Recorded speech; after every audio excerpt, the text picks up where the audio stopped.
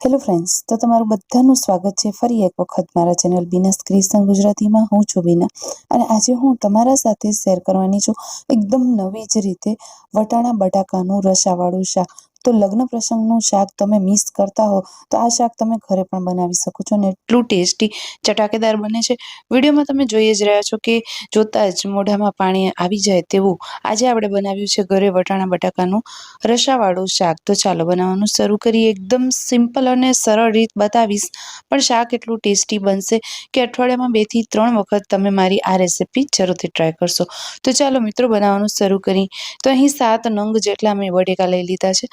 અત્યારે માર્કેટમાં બટેટા બહુ સરસ એવા મળે છે, વેફરના બટેટા મળી રહ્યા છે. તો આજે એ જ બટેટાનો યુઝ કરી અને મેં શાક બનાવ્યું છે. તો અહીં આપણે છાલવાળું બટેકાનું શાક બનાવવાના છીએ, એટલા માટે બધા જ બટેકાને મેં એકદમ સરસ રીતે પાણીથી ધોઈ લીધા છે. અને જે પાણીથી આપણે બટેટાને ધોઈએ એ પાણી બિલકુલ ફેંકવાનું નથી. એ પાણીને તમે પ્લાન્ટ્સમાં ઉમેરી શકો છો.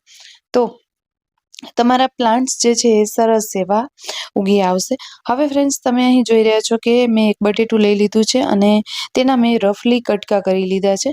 તો અહીં આપણે બટેકાના રફલી કટકા કરવાના છે, થોડા મોટા મોટા પીસ કરવાના છે, કારણ કે આગળ આપણે આ બટેકાને બાફવાના છીએ. એટલા માટે નાના નાના પીસ હશે ને તો બધા ગળી જશે, પરિણામે શાક ખાવાની મજા નહીં પડે. તો આપણે મોટા મોટા પીસ કરી લેવાના છે. તો અહીં ફ્રેન્ડ્સ મેં તમને એક બટેટું કટ કરીને બતાવી દીધું છે, બાકી રહેલા બધા જ બટેટા આપણે આ રીતે જ કટ કરી લઈશું. તો આઈ હોપ કે તમને આ બધી જ પ્રોસેસ ખ્યાલ આવી ગઈ હશે અને આવું શાક વઘારવું એટલે આ પ્રોસેસ કરવી જરૂરી છે. સાઈડમાં આપણે પાણી ભરી લીધું હતું વાસણમાં, એનામાં આપણે બટેટા કટ કરીને ઉમેર્યા છે, જેથી કરીને તેનામાંનો બધો જ જે સ્ટાર્ચ છે એ પાણીમાં નીકળી જાય, પરિણામે શાક ખૂબ જ સરસ એવું બને. હવે ફ્રેન્ડ્સ, અહીં મેં એક નાની વાટકી જેટલા વટાણાને ગરમ પાણીમાં 2 થી 3 કલાક માટે પલાળી મૂક્યા હતા અને વટાણા પોતાની સાઈઝથી ડબલ થઈ ગયા છે. તો એનો પણ આપણે આ શાકમાં યુઝ કરીશું.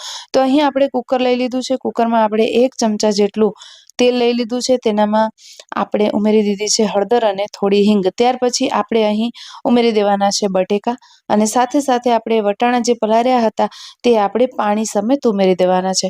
હવે સ્વાદ મુજબ મીઠું ઉમેરી અને બધું જ આપણે મિક્સ કરી લેવાનું છે. તો અહીં ફ્રેન્ડ્સ, આ રીતે પહેલાં પ્રોસેસ કરવી જરૂરી છે, કારણ કે આપણે ડાયરેક્ટ કુકરમાં શાક નથી વઘારવાના, આપણે તેનો અલગથી વઘાર કરીશું. તો આ બધી જ આગળની પ્રોસેસ છે જે તમે જરૂરથી ફોલો કરજો. એકદમ ટેસ્ટી ચટાકેદાર તમારું શાક બનશે. હવે પ્રોપર રીતે મિક્સ કરીને આપણે તેનામાં 1 ગ્લાસ જેટલું પાણી ઉમેરી દઈશું. કુકરનું ઢાંકણ ઢાંકી અને આપણે 50 થી 70% તેને કૂક કરી લેવાના છે.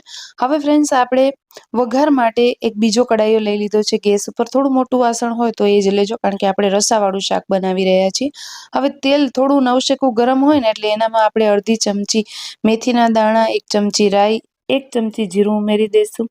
સાથે સાથે ફ્રેન્ડ્સ, આપણે આખા મસાલા લીધા છે. તો અહીં તમાલપત્ર, સૂકા લાલ મરચાં, લવિંગ, સાથે સાથે ચક્રફૂલ લઈ લીધું છે. એ આપણે આખા મસાલા તેલમાં ઉમેરી દેવાના છે. ગેસની ફ્લેમ આપણે ધીમી જ રાખવાની છે, જેથી આ જે મસાલા છે પ્રોપર એવા થઈ જાય. હવે થોડી હિંગ ઉમેરી દીધી છે. ત્યાર પછી ફ્રેન્ડ્સ, આ બધા જ વઘારને આપણે ચટકવા દેવાનું છે. જ્યાં સુધી રાઈ ન ચટકે ત્યાં સુધી આપણે વઘારને ચટકાવવાનું છે. ત્યાર પછી લીમડાના પાન લઈ લીધા છે, એ આપણે ઉમેરી દઈશું. અને અહીં મેં 4 થી 5 નંગ જેટલા ટમેટાને ધોઈ અને તેના નાના નાના પીસ કરી લીધા છે. તમે ચાહો તો આની ગ્રેવી પણ કરી શકો છો. અહીં આપણે ટમેટાને એકદમ પ્રોપર પકવીશું એટલે ગ્રેવી જેવું જ થઈ જશે. હવે આપણે વઘારમાં ટમેટાને મિક્સ કરી લઈશું. સ્વાદ મુજબ ટમેટા જેટલું જ મીઠું ઉમેરીશું, કારણ કે આપણે બટેટામાં મીઠું ઉમેરી દીધું હતું. તો આજે શાકની ક્વોન્ટિટી થોડી વધારે છે, ઘરે મહેમાન આવવાના હતા, તો મેં ઝટપટ આ શાક બનાવ્યું છે અને બધાને ખૂબ જ ભાવ્યું. તમે જ્યારે પણ બનાવશો ને ફ્રેન્ડ્સ, એટલે તમારે અને તમારા બધા જ ઘરવાળાને આ શાક જરૂરથી ભાવશે. હવે ટમેટા જલ્દી પાકી જાય એના માટે મેં અહીં લીડ કવર મૂકી દીધું છે. હવે આપણે એક બાઉલમાં લઈ લઈશું ધાણાનો પાવડર, લાલ મરચાંનો પાવડર અને 1 ચમચી જેટલો ગરમ મસાલો, અડધી ચમચી હળદર પાવડર. તો અહીં લાલ મરચાંનો પાવડર મેં 2 ચમચી લીધો છે, 2 ચમચી ધાણાનો પાવડર લીધો છે. ધાણાનો પાવડર થોડું વધારે હશે ને શાકમાં તો શાક ખાવાની ખૂબ જ મજા પડી જશે. હવે ફ્રેન્ડ્સ આપણે 4 થી 5 ચમચી જેટલું પાણી ઉમેરી અને આ પેસ્ટ બનાવી લેવાની છે. તો આવી રીતે આપણે મસાલા કરીને શાકમાં ઉમેરીએ ને એટલે શાકમાં મસાલાની એકદમથી જે બળવાની સ્મેલ આવતી હોય ને તે બિલકુલ નથી આવતી, કારણ કે પાણીમાં આપણે મસાલો બનાવ્યો છે એટલે એ મસાલો બિલકુલ બળતો નથી.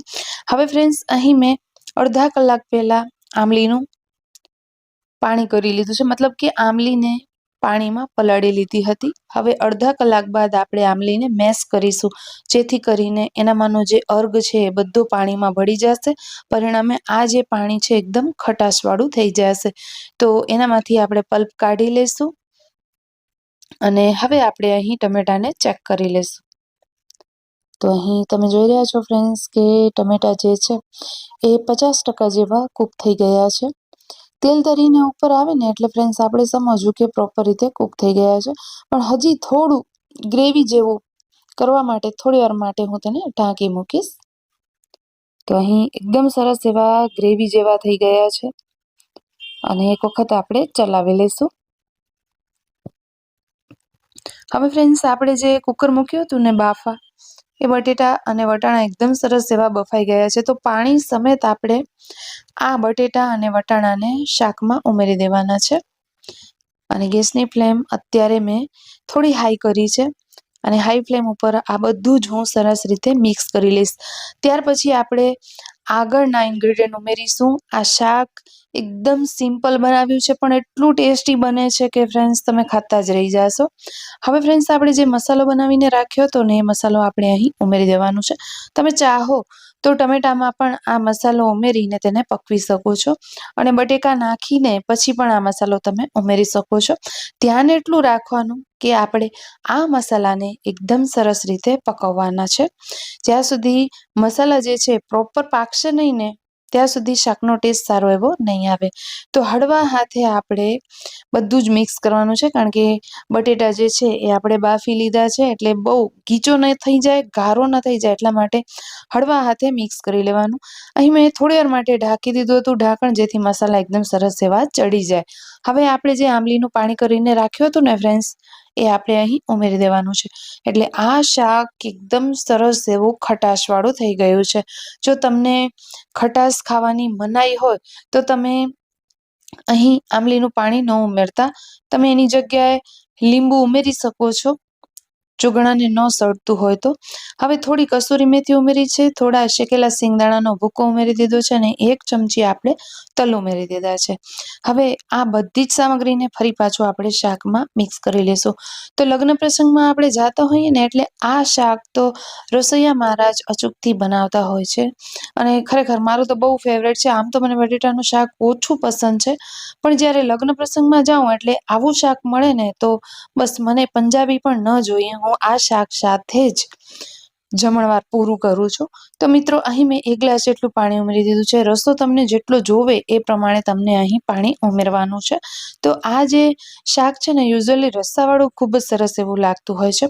હવે આટલું બધું આપણે ખટાશ ઉમેર્યું છે તો આપણે થોડી મીઠાશ ઉમેરવી પણ જરૂરી છે, જેથી આ શાક ખાટું મીઠું થાય.